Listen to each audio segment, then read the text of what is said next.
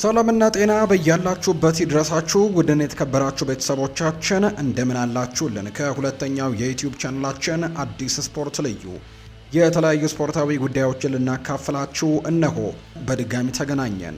ስለምታደምጡን ስለምትከታተሉን ከኛ ጋር ስለሆናችሁ እጅግ ከልብ አድርገን እናመሰግናለን። በተለይ የዝውውር ጉዳዮችን ሰፋ አድርገን ወደ እናንተ የምናደርስበት ፕሮግራማችንን ነው ዛሬም ወደ እናንተ ይዘን የቀረብ ነው።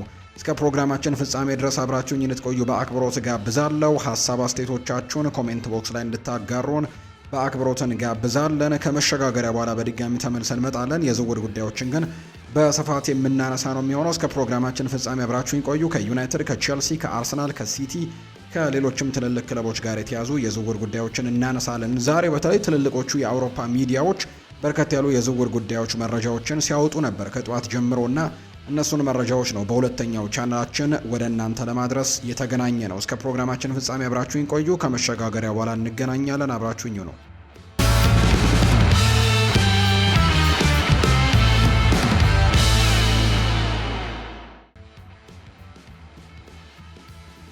ክሪስቲያን ሮሜሮ በውድድር ዘመኑ መጨረሻም ከቶተንሃም ሆትስፐርስ ሊለቅ እንደሚችል የሚነገር ሲሆን ከቼልሲ ጋር በዝውውር ስሙ እየተያዘ ይገኛል። የቼልሲው አማካይ ኤንዞ ፈርናንዴስ ስለወደፊት ዕጣ ፈንታው ከክለቡ አመራሮች ጋር ውይይት እንዳደረገ የተዘገበ ሲሆን ክለቡ በዝውውር ገበያው ላይ የበለጠ ጉጉትን እንዲያሳይ ይፈልጋል። ፈርናንዴስ የ28 ዓመቱን የቶተንሃም ተከላካይ ለማስፈረም ጥረት እንዲያደርጉም አሳስቧቸዋል። ቼልሲ ይህንን ስምምነት ማሳካት ይችል እንደሆነም ወደፊት የምናየው ነው። ሮሜሮ እንግዲህ አሁን ላይ ከሪያል ማድሪድ ጋር ስሙ ሲያያዝ ቆይቷል። ባርሴሎናም ክሪስቲያን ሮሜሮን እየተከታተለ እንዳለ ይነገራል። ሳይመን ፊሊፕስ እንደዘገበው ከሆነ ግን ምንጮች እንዲያስፈርሙት በተለይ ክለቡ እንዲያስፈርመው ፈርናንዴዝ በቅርቡ ከአዲሱ ኮንትራት ጋር በተያዘ ከክለቡ ጋር አዲስ ውይይትን አድርጓል። ነገር ግን እስካሁን ምንም አይነት ስምምነት ግን አልተደረሰም። በእነዚህ ውይይቶች ወቅት ፈርናንዴዝ ክለቡ ክሪስቲያን ሮሜሮን ከቶትናም እንዲያስፈርምም መክሯቸዋል። እንዲሁም ተጨማሪ ከፍተኛ ተጫዋቾችን ወደ ቡድኑ ሲመጡ ማየት እንደሚፈልግ ነው ኤንዞ ፈርናንዴዝ የተናገረው። ቸልሲ በዚህ የውድድር ዘመን በፕሪሚየር ሊጉ 50 ግቦች ተቆጥሮባቸዋል። ስለዚህም በመከላከል ረገድ መሻሻል ይኖርባቸዋል። ክሪስቲያን ሮሜሮን ማስፈረም ብልህ ውሳኔ ሊሆን ይችላል። እርሱ በፕሪሚየር ሊግ ካሉ ምርጥ ተከላካዮች አንደኛው እንደመሆኑ በቸልሲም ትልቅ ለውጥን ሊያመጣ ይችላል። በተከላካይ መስመሩ መሻሻልን በማምጣትም በሚቀጥለው የውድድር ዘመን ለዋንጫ እንዲወዳደሩም ይረዳቸዋል። በዚህ የውድድር ዘመን ከቶትንሃም ጋር ከወራጅ ቀጠናው ለመዳን እየታገለ የነበረ ሲሆንም በእርግጠኝነት በከፍተኛ ደረጃ የመወዳደር ብቃትም አለው። ቸልሲ የሚያስፈልገውን እድልም ሊሰጠው እንደሚችል በርካቶች ግምቶቻቸውን አጋርተዋል። ከሀገሩ ጋርም የዓለም ዋንጫንና የኮፓ ዴልሬን ያሸነፈ በመሆኑ አሁንም ትልልቅ የክለብ ዋንጫዎችን ለማሸነፍ ይፈልጋል። ቶትንሃም ምኞቱን ለማሳካት ሊረዳው ላይችል እንደሚችል ነው በርካቶች የሚገምቱት። ነገር ግን ወደ ተቀናቃኝ ክለብ ለመቀላቀል ፍቃደኛ መሆኑ ወደፊት የሚታይ ነው። ይህ እንዲህ እንዳለ ተከላካዩን በርካሽ ዋጋ የሚገኝ አይደለም፣ ከፍተኛ ክፍያ እንደሚያስፈልገው ይጠበቃል። ቸልሲ ቶትንሃም ተጫዋቹን እንዲሸጥ ማሳመን ይችል እንደሆነም ወደፊት የምንመለከተው ጉዳይ ነው። ሊቨርፑል በክረምቱ የዝውውር መስኮት የአረብ ለብዚሹን አጥቂ የሆነው አንቶኒዮ ኑሳን ለማስፈረም ፍላጎት እንዳላቸው ይፋ አድርገዋል። ከፉትቦል ኢንሳይደር የወጣው ዘገባ እንደሚያመለክተው ያን ዲያማንዴን ማስፈረም አስቸጋሪ ሊሆን እንደሚችል ስለሚያምኑ ሌሎች አማራጮችን ለመመልከት ዝግጁ ሆነዋል። ኖርዌያዊው አጥቂ በጀርመኑ ክለብ ጥሩ እንቅስቃሴን እያደረገ ሲሆን አስደሳች ፈራሚም ሊሆን ይችላል። ሆኖም ግን ዲያማንዴ የተሻለ ምርጫ እንደሚሆን ጥርጥር የለውም። አርሰናልም ኑሳን በቅርበት እየተከታተሉት ይገኛሉ። አይቮሪ ኮስታዊው ተጫዋች በቀይ መስመር አጥቂነት የሚጫወት ሲሆን በክረምት ክለቡን እንደሚለቅ የሚወስነው መሐመድ ሳላህን ለመተካት ተስማሚ ሊሆን ይችላል። በሌላ በኩል ኑሳ የግራ መስመር አጥቂ ሲሆን ሳላህን መተካት አይችልም። ከዚያ በተጨማሪ የሪዮ ኤንጎሞዋህ እድገት ላይ ደግሞ እንቅፋት ሊሆን እንደሚችል ይገምታሉ። ሪዮ ኤንጎሞዋህ ብሩህ ተስፋ ያለው ወጣት ተጫዋች ሲሆን እድገቱን ለመቀጠልም መደበኛ የመጫወቻ እድልን ይፈልጋል። ሊቨርፑል በተመሳሳይ ቦታ ላይ ሌላ ተጫዋችን በማምጣት የእሱን እድገት ማደናቀፍ በጭራሽ አይፈልጉም። በሚቀጥሉት ሳምንታት ለኖርዌያዊው ተጫዋችም ጥረት ለማድረግ ዝግጁ መሆናቸው ወደፊት የሚታይ ነው። ወደ ፕሪሚየር ሊግ የመዘዋወር ዕድል ለ21 ዓመቱ ተጫዋች አስደሳች ይሆናል። ከፍተኛ አቅም ያለው ወጣት ተጫዋች ሲሆን ትክክለኛ መመሪያ ከተሰጠው ደግሞ ለሊቨርፑል ቁልፍ ተጫዋች ሊሆን እንደሚችል ይነገራል። ለእንግሊዝ እግር ኳስ የሚያስፈልጉ ቴክኒካል ብቃቶች ያሉት ሁለቱ ክለቦች በስምምነት ላይ መድረስ መቻላቸው ወደፊት የሚታይ ነው። ሊቨርፑል በክረምቱ የዝውውር መስኮት በሁለቱ የሜዳ ጠርዝ መስመሮች ላይ ማሻሻያ ማድረግም ይፈልጋል። በጨዋታ አቀራረባቸው የተለመዱና ግልጽ የሆኑ በመምጣታቸው ተከላካዮችን በአንድ ለአንድ አጋጣሚ ወይም ሁኔታ ማለፍ የሚችል ተጫዋችም ሳያስፈልጋቸው አይቀርም። ኑሳ በዚህ የውድድር ዘመን 5 ግቦችን አስቆጥሮ 4 የግብ ዕድሎችን መፍጠሩን የምናስታውሰው ጉዳይ ነው። ሊቨርፑል በውድድር ዘመኑ መጨረሻም የሞናኮ ላሚን ካማራን ለማስፈረም ፍላጎት አሳይተዋል። ፉትቦል ኢንሳይደር እንደዘገበው ተጫዋቹ በዚህ ክረምት 40 ሚሊዮን ፓውንድ ያስወጣል። ሊቨርፑል በአማካይ መስመሩ ላይ ተጨማሪ ጥንካሬና የመከላከል አቅምንም ይፈልጋል። የ22 ዓመቱ የሴኔጋል ዓለም አቀፍ ተጫዋችም ለዚህ ሚና ተስማሚ ፈራሚ ሊሆን እንደሚችል በርካቶች ይገምታሉ። ኒውካስልም በካማራ ላይ ትልቅ ፍላጎት አለው።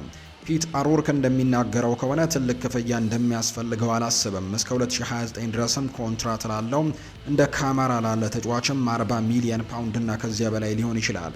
በአንፊልድ ሊኖሩ ስለሚችሉ የተጫዋቾች እንዲሁ የተለያዩ ነገሮች እየወጡ ነው። ምናልባት ከዚያ በኋላ እንደ ካማራ ባሉ ተጫዋቾች ላይ ፍላጎታቸውን ሲያፋጥኑት እንመለከታለን። በሊጓንም ድንቅ ብቃት እያሳየ ሲሆን በፕሪሚየር ሊጉ ስኬታማ የመሆን ብቃት አለው። ሊቨርፑል ሮያ ግራቨንበርችን እንደ መከላከል አማካይ ሊጠቀሙበት ቆይተዋል። ሆኖም የኔዘርላንዱ ክለብ በተፈጥሮ ለመሃል ተከላካይነት ይበልጥ የተስማማው ነው። ካማራን ማስፈረም ግራቨንበርችን በተፈጥሮ ቦታው እንዲጫወት ያስችለዋል። ይህም ሊቨርፑል በመከላከል ረገድ እንዲጠነክሩም ይረዳቸዋል። የ22 ዓመቱ ተጫዋች ለቡድኑ ኳስን በመንጠቅ እጅግ በጣም ጥሩ ሲሆን የተከላካይ መስመሩን የመጠበቅ አቅምም እንዳለው ነው የሚነገረው። ለሊቨርፑል የመጫወት እድል ለወጣቱ ተጫዋች አስደሳች ይሆናል። የሴኔጋሉ ዓለም አቀፍ ተጫዋችም በከፍተኛ ደረጃ ብቃቱን ለመፈተሽ ነው የሚፈልገው። ወደ ፕሪሚየር ሊግ መዘዋወርም በሙያው በዚህ ደረጃ ላይ ለሱ ተስማሚ ነው። ሊቨርፑል 40 ሚሊዮን ፓውንድ ለመክፈል የገንዘብ አቅም አለው። ተጫዋቹ በረጅም ጊዜ ኢንቨስትመንቱን የሚያጸድቅ ብቃትም ሊኖረው እንደሚችል ተገምቷል። ይህ በእንዲህ እንዳለ ሊቨርፑል በዚህ ክረምት ከሞናኮ ለማስፈረም የሚፈልገው ብቸኛው ተጫዋች እሱ አይደለም። የፈረንሳዩ ዓለም አቀፍ አጥቂ የሆነው ማግነስ አክሊዮቼን ለማስፈረምም ፍላጎቱ እንዲሁ አላቸው። የፈረንሳይ ክለብ በአንድ የዝውውር መስኮት ሁለት ተጫዋቾችን ለመልቀቅ ፍቃደኛ መሆን አለመሆናቸው ወደፊት የሚታይ ጉዳይ ይሆናል ተብሎ ነው የሚጠበቀው። ማንቸስተር ዩናይትዶች ማቲዮስ ፈርናንዴስን ከዌስትሃም ዩናይትድ ማስፈረም ጥረታቸውን እያፋጠኑት ነው። ከዴይሊ ሜል የወጣ ዘገባ እንደሚያመለክተው ማንቸስተር ዩናይትድ በ21 ዓመቱ ማዕከላዊ አማካይ ወይም የመሃል አማካይ ላይ ያላቸው ፍላጎት እየጠነከረ መጥቷል። ሊቨርፑልና አርሰናልም በማቲዮስ ፈርናንዴስ ላይ ፍላጎት አለው።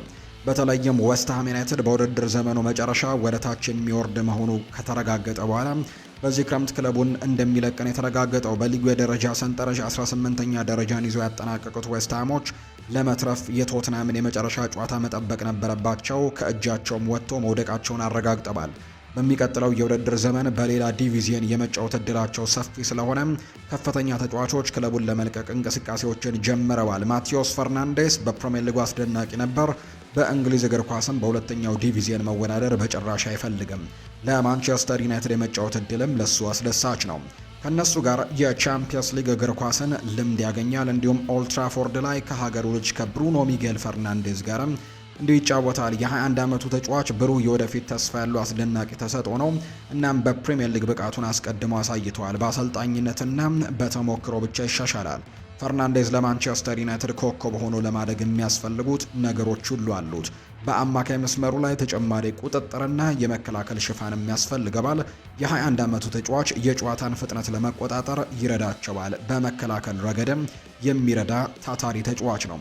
ዌስትሃም ዩናይትድ በፕሪሚየር ሊጉ መቆየታቸውን ማረጋገጥና ምርጥ ተጫዋቾቻቸውን ማቆየት ይችሉ እንደሆነ የሚታይ ነው። ማንቸስተር ዩናይትድ በዚህ የውድድር ዘመን ጥሩ አድርገዋል። ከአርሰናልና ከማንቸስተር ሲቲ ጋርም ያለውን ልዩነት በመቀነስ በቡድናቸው ውስጥ ያሉትን ድክመቶች ማስተካከል አለባቸው። እንደ ማቲዮስ ፈርናንዴዝ ያለ ጥራት ያለው ማዕከላዊ አማካይን ማስፈረምም ቅድሚያ ሊሰጠው የሚገባ ጉዳይ እንደሆነ ነው ይፋ የተደረገው። አሌዛንድሮ ባስቶኒ በውድድር ዘመኑ መጨረሻ ከኢንተር ሚላን ሊለቅ እንደሚችል መረጃዎች እየወጡ ሲሆን ማንቸስተር ዩናይትድ አሁን ተጫዋቹን ለማስፈረም ፍላጎት አለው። ባርሰሎና ተጫዋቹን ለማስፈረም ተስፋ አድርጎ ነበር፣ ነገር ግን እስካሁን ስምምነቱን ማጠናቀቅ አልቻሉም። ማንቸስተር ዩናይትድ አሁን ወደ ፉክክሩ የገባ ሲሆን የጣሊያኑ ዓለም አቀፍ ተጫዋችን ለማግኘትም ከባርሴሎና የበለጠ የገንዘብ አቅም ለማሳየት ዝግጁ ናቸው። ሊቨርፑልም ባስቶኒን በቅርበት እየተከታተሉት ነው። ማንቸስተር ዩናይትድ የተከላካይ መስመሩን ለማሻሻል እየፈለገ ሲሆን የ27 ዓመቱ ተከላካይ ለዚህ ሚና ተስማሚው ፈራሚ ሊሆን ይችላል። ከስፔን የወጡ ዘገባዎች እንደሚያመለክቱት ተጫዋቹ 70 ሚሊዮን ዩሮ ሊያወጣ ይችላል። ባርሴሎና ይህንን ዋጋ ለመክፈል ሊቸገር ይችላል። የገንዘብ ችግር ስላለባቸው ከማንቸስተር ዩናይትድ ጋር በገንዘብ መፎካከርም አይችሉም። ማንቸስተር ዩናይትዶች የቻምፒየንስ ሊግ ማጣሪያውን ማለፋቸውን ተከትሎ በዚህ ክረምትም ቡድናቸው ውስጥ ያሉትን ክፍተቶች መድፈን ይፈልጋሉ። በሚቀጥለው ዓመት ከከፍተኛ ክለቦች ጋር ለመፎካከር ስለሚፈልጉ የተለያዩ ትልልቅ ተጫዋቾች ሳያስፈልጋቸው አይቀሩም።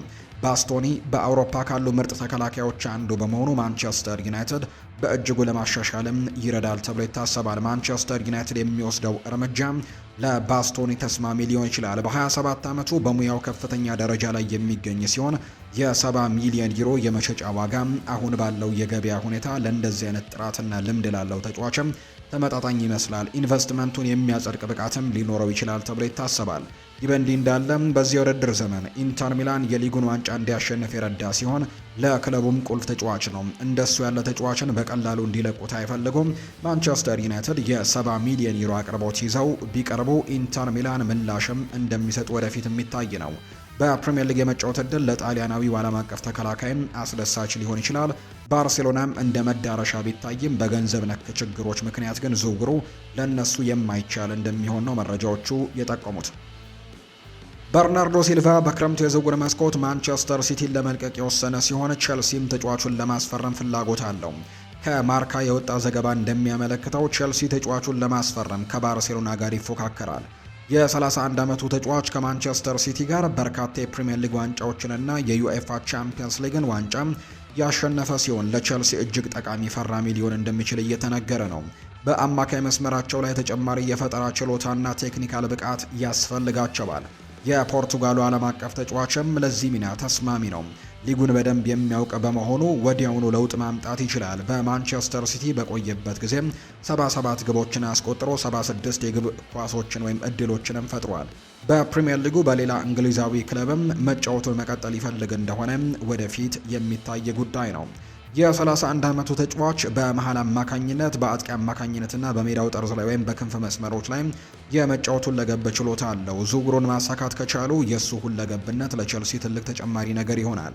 ታላላቅ ዋንጫዎችን ማሸነፍ የሚችል ቡድን መገንባት ከፈለጉም እንደሱ ያለ መሪዎችን በመልበሻ ክፍላቸው ውስጥ ያስፈልጋቸዋል። ጥራቱና ልምዱንም መጠቀም ይችላሉ። ተጫዋቹ በእንግሊዝ ያለውን ጥራት በተደጋጋሚ አሳይቷል።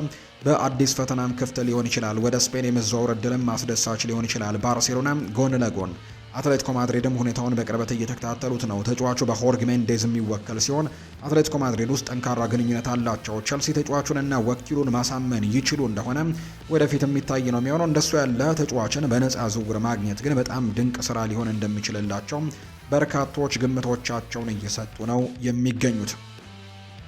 ማንቸስተር ዩናይትድ በክረምቱ የዝውውር መስኮት የቦታፎጎውን አማካይ የሆነው ዳኒሎን ለማስፈረም ፍላጎት አለው። ከኢኤስፒኤን ብራዚል የወጣው ዘገባ እንደሚያሳየው ማንቸስተር ዩናይትድ የ25 ዓመቱን አማካይ በቅርበት እየተከታተለው ሲሆን የካሴሜሮ የረጅም ጊዜ ምትክ አድርገውም ለማምጣት ፍላጎቱ አላቸው። ብራዚላዊው ዓለም አቀፍ ተጫዋች በክረምቱ ክለቡን ለመልቀቅ የወሰነ ሲሆን ቡድኑንም በተገቢው መንገድ መተካት ይኖርበታል።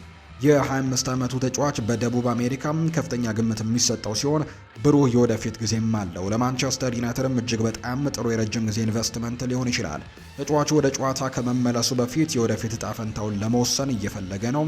በቅርቡ ከኮረንቲያስ ጋር በተደረገው ጨዋታ ላይ ከቡድኑ ውጪ ተደርጎ ነበር። ዘገባው እንደጠቆመው ከሆነ ተጫዋቹ በተለይም በታላላቅ ዋንጫዎች ሊታገልለት ወደሚችል የእንግሊዝና የአውሮፓ ክለብም መቀላቀል ትልቁ ምርጫው እንደሚሆን ነው በርካቶች ግምቶቻቸውን የሰጡት። ማንቸስተር ዩናይትድ በሚቀጥሉት ሳምንታት ለዝውውሩ ጥያቄዎችን የሚያቀርቡ ከሆነ የሚታይ ነው። ለእሱ የረጅም ጊዜ ኢንቨስትመንቶች የሚሆኑ ብቃቶችም እንዳላቸው ይታመናል። ብቃቱ ይበልጥ እንዲያድግም ሊረዱት ማንቸስተር ዩናይትዶች እንደሚችሉ ነው በርካቶች ግምቶቻቸውን እየሰጡ እንደሚገኝ እየተገለጸ የሚገኘው። በእንግሊዝ መደበኛ መጫወት የተሻለ ብቃቱን ሊያወጣለትና ሙሉ አቅሙንም እንዲጠቀም ደግሞ በትልቁ ሊረዳው እንደሚችል ይታመናል። በእንግሊዝ መጫወት በትልቁ እንግዲህ አቅሙን እንዲያወጣ ያደርገዋል። ማንቸስተር ዩናይትድ ተጫዋቾችን በማሳደግ ረገድም እንዲሁ ድንቅ ታሪክ አላቸው። ዳኒሎም ሙሉ አቅሙን እንዲጠቀም ሊረዱት እንደሚችሉ ነው የሚታመነው። ይህ በእንዲህ እንዳለ ግን በብራዚል ያሉ ክለቦች ሁኔታውን በቅርበት እየተከታተሉት ነው። ለምሳሌ ያክል ማንቸስተር ዩናይትድ የተጫዋቹን የዝውውር ውድድር ለማሸነፍ በፍጥነት መንቀሳቀስ የማይችል ከሆነ በብራዚል የሚገኙ ሌሎች ክለቦች ይህንን ተጫዋች ለማስፈረም ወደ ገበያው በትልቁ እንደሚንቀሳቀሱ የሚያሳዩና የሚጠቁሙ መረጃዎች በትልቁ እየተመለከትን ነው። ባለፈው ሚያዝያ ወር ላይ ማንቸስተር ዩናይትድ ተጫዋቹን ለማስፈረም ግንኙነት ማድረጉን የሚገልጹ ዘገባዎች ወጥተው ነበር። በክረምቱ ወቅት 40 ሚሊዮን ዩሮ አካባቢ ሊያወጣ ይችላል የሚሉ መረጃዎችም በትልቁ ሲወጡ ነበር። ምንም እንኳን የመሸጫ ዋጋው በጣም ከፍተኛ ቢሆንም የ25 ዓመቱ ተጫዋች ኢንቨስትመንቱን ለወደፊት የሚያጸድቅ ብቃት ሊኖረው ይችላል። ብሩህ የወደፊት ተስፋም አለው ተብሎ የሚጠቀስ አይነት ተጫዋች እንደሆነ ነው ዘገባዎች የሚጠቁሙትና በቀጣይ ይህንን ተጫዋች ለማስፈረም ማንቸስተር ዩናይትድ በትልቁ እንቅስቃሴዎችን ያደርጋል ተብሎ እንደሚታሰብ ነው መረጃዎቹ ይፋ እየተደረጉ እንደሚገኝ የተጠቆመው። ከጣሊያኑ ቱቶ ስፖርት የወጣ አነጋጋሪ ዘገባ እንደሚያመለክተው ከርቲስ ጆንስ ከሊቨርፑል ዋና አሰልጣኝ ከአርነ ስሎት ጋር እንደተጋጨና ከአንፊልድ ለመልቀቅ በንቃት እየገፋ መሆኑን የሚያሳዩ መረጃዎችን የሰማ ነው። በሆላንዳዊው አሰልጣኝ ስር በሙያው ወሳኝ ምዕራፍ ላይ የደረሰው የሊቨርፑል አካዳሚ ውጤት የሆነው ይህ ተጫዋች አሁን ካለው ውል ውጪ ኮንትራቱን ለማራዘም ፍቃደኛ እንዳልሆነ ነው የሚነገረው። በመርሲሳይድ ከትዕይንቱ በስተጀርባ ውጥረት እየጨመረ በመምጣቱ ሁለገቡ አማካይ ከፕሪሚየር ሊግ ውጪ አዲስ ጅማሮ ለማድረግም ከፍተኛ ፍላጎት እንዳለው ነው የሚነገረው። ከአርነ ስሎት ጋር የተጋጨው ከርቲስ ጆንስ ኢንተር ሚላን አይኑን ጥሎበታል። በጆንስና በአርነ ስሎት መካከል ያለው የዘለቀው አለመግባባትም በርካታ የአውሮፓ ታላላቅ ክለቦችን በተለይም ኢንተር ሚላን በከፍተኛ ጥንቃቄም ውስጥ አስገብቶታል። እንደ ቱቶ ስፖርት ዘገባ ከሆነ የጣሊያኑ ክለብ በሚቀጥለው የውድድር ዘመን ቡድናቸውን ለማጠናከር ሲያስቡ የተጫዋቹን ሁኔታን በቅርበት እየተከታተሉት እንዳለን የሰማ ነው። ኢንተር ሚላን በተለይ የ3-4-2 አስተላለፍን ለመተግበር እያቀዱ ሲሆን ከርቲስ ጆንስ ደግሞ በተለየ ሀሳብ ችሎታው ምክንያትም እንደ ዋና ኢላማም እየተመለከቱት እንደሚገኝ ጭምር የተነገረው። ኔራ ዙሪዎቹ የ25 ዓመቱን ተጫዋች በተለያዩ የአማካይ ሚናዎች በአንድ አጥቂ ጀርባና እንዲሁ ተለዋዋጭ አማካይም የመጫወት ችሎታውን ተስማሚ ፈራሚ አድርገው እንደሚመለከቱት ነው የተነገረው። ከርቲስ ጆንስ ቀድሞውኑ ከጥር ወር ጀምሮ ከክለቡ አዎ የሚል መልእክትን በመላክም ወደ ኢንተር ሚላን የመቀላቀል ፍላጎቱን እንዳሳወቃቸው ይነገራል። በማህበራዊ ሚዲያ ገጾቹም ዝውውሩን የሚያሳዩ ፍንጮችን መስጠቱ ነው የሚታወሰው። ሊቨርፑልም እስካሁን ለዚህ አይነት ተጫዋች ወይም ደግሞ ለዚህ አይነት አማካይም ኦፊሻላዊ የመሸጫ ዋጋን ባይሰጥም ሊቨርፑሎች ግን ምናልባት የተጫዋች ዋጋን እንደወሰኑ ኢንተር ሚላን ለመፈጸም ዝግጁ እንደሆኑ የሚያሳዩ ሪፖርቶችን እየሰማን ነው። በአንፊልድ ያለው የውስጥ ድራማ ወደ ህዝብ ወጥቷል። ከርቲስ ጆንስ በቅርቡ ከሊቨርፑል ታሪካዊ ተጫዋች ከጄሚ ካራገርም ከፍተኛ ትችት ደርሶበት እንደነበር የሚታወሳል። አወዛጋቢ ሁኔታ የተፈጠረው መሐመድ ሳላህ ሊቨርፑል ከአስተን ቪላ ጋር 4-2 ከተሸነፈ በኋላ በስሎት ስር ቡድኑ እየፈራረሰ መሆኑን የሚገልጽ የማህበራዊ ሚዲያን ልጥፍን መለጠፉ ወይም ደግሞ ፖስት ማድረጉ ይታወሳል እና ከርቲስ ጆንስ ፖስቱን ከወደዱትና ወይም ላይክ ካደረጉት ተጫዋቾች መካከል የሊቨርፑል ተጫዋቾች መካከል አንደኛው ነበር። ከርቲስ ጆንስ ከዛም አልፎም የማጨብጨብ ስሜትንም የሚገልጽ አይነት አስተያየትንም ሰጥቶ ነበር። ብዙዎች ይህ የአሰልጣኙ ይፋዊ ትችት እየደገፈው እንደሆነ ጭምር ነበር የተረጎሙት ወይም አሰልጣኙ ላይ ቅሬታ እንዳለው የሚያሳዩ አይነት ነገሮችን አድርገው ተርጉመውት ነበር። ካራገር የአማካዩ የማህበራዊ ሚዲያ እንቅስቃሴን በተመለከተ ደ ኦቨርላፕ የሚል ፕሮግራም አለው እና በዛ ደ ኦቨርላፕ በተባለው ፕሮግራም ላይ ሰፊ ትንታኔዎችን ሰጥቶበታል እና ከአርነ ስሎት ጋር ያለው ነገር በጣም የሻከረ እንደሆነና ምናልባት በሚቀጥለው ክረምት የተጫዋቾች የዝውውር መስኮትም ክለቡን ለቆ ሊወጣ እንደሚችል ግምቱን እንዳስቀመጠ ነው የተነገረው። በዛ ደ ኦቨርላፕ በተባለው ፕሮግራም ላይ ሲናገር ይህ ትንሽ እንግዳ ነገር መስሎ ታይቶኛል ሲል ነው ጄሚ ካራገር የሚናገረው። እኔም እንግዲህ አላመንኩም እንደ ከርቲስ ጆንስ ባሉ ተጫዋቾች ምክንያት እንዲህ የተለያዩ ነገሮች እግር ኳስን መጫወትም አልቻለም ሲልም ጭምር ነው በዚህ ዓመት የሚናገረው። ኳስን ከማለፉ በፊት 6 ጊዜ ነካል ወይም ደግሞ 6 ጊዜዎችን ነክቶ ነው ኳስን የሚያልፈው ወይም ደግሞ ለተጫዋቾቹ የሚያቀብለው። ረጋ በልና እግር ኳስ ላይ አተኩር ብሎ እንደመከረው ጭምር የተነገረው። አርነ ስሎት በመልበሻ ክፍል ውስጥም ሆነ ከደጋፊዎች ዘንድም ያለውን ድጋፍ በፍጥነት እያጣ ነው እየመጣ የሚገኘው። በተለይ ውጤቶችን መጥፋታቸው አርነ ስሎት ላይ በጣም ጫናዎችን እያሳደረባቸው እንደሚገኝ ይነገራል። ከዛ ውጭ ደግሞ በመልበሻ ክፍል ውስጥም በአንዳንድ ተጫዋቾች ላይ እንደተመለከታችሁት በከርቲስ ጆንስ እና በሌሎችም ተጫዋቾች እንዲሁ ፍሎሪያን ቪርትስም ላይክ እንዳደረገው ይነገራል ያንን ፖስትና በርካቶች በአሰልጣኝ አርነ ስሎት ላይ ያላቸው እምነት በጣም ከቀን ወደ ቀን እየቀነሰ እንደመጣ የሚያሳዩ ነገሮች አሉ። ስለዚህ ከደጋፊዎች ጎን ለጎን በተጫዋቾቹም በኩል የስጋቶች እንዳሏቸው ነው የሚነገረው። የሊቨርፑል አመራሮች በስሎት ላይ ያላቸው አቋም ግን አሁንም እንዳልተቀየረ ነው የሚነገረው። በውድድር ዘመኑ መጨረሻ ላይ ከስራ እንደሚያሰናብቱት ወደፊት የሚታይ ይሆናል። ነገር ግን እስካሁን ባለው ግን በሊቨርፑል ቤት የመቀጠል እድሉ በጣም ሰፊ እንደሆነና ምንም የተለወጠ ነገር እንደሌለ የሚያሳዩ መረጃዎችን ነው በተደጋጋሚ እየተመለከትን የምንገኘው። ወደ ቤተሰቦቻችን ከሁለተኛው የዩቲዩብ ቻናላችን አዲስ ስፖርት ልዩ የተለያዩ ስፖርታዊ ጉዳዮችን ስናነሳ የቆየንበት የዛሬው ፕሮግራማችን ይህንን ይመስል ነበር። ቆይታችሁን ከኛ ጋር ስላደረጋችሁ እጅጉን ከልብ አድርገን ነው ምናመሰግናችሁ። የተለያዩ የዝውውር ጉዳዮችን እያነሳን ቆየን። በነገው ፕሮግራማችን ደግሞ እንደተለመደው ሌሎች የዝውውር ጉዳዮችን፣ ሌሎች አዳዲስ መረጃዎችን እያነሳን ቆይታን የምናደርግ ይሆናል። ለዛሬ ስላደመጣችሁን ከልብ አድርጌ ያመሰገንኩኝ። በቀጣይ ፕሮግራሞቻችን ሌሎች ስፖርታዊ ጉዳዮችን፣ ሌሎች አዳዲስ መረጃዎችን አካተን በድጋሚ እንገናኛለን። መልካም ጊዜ።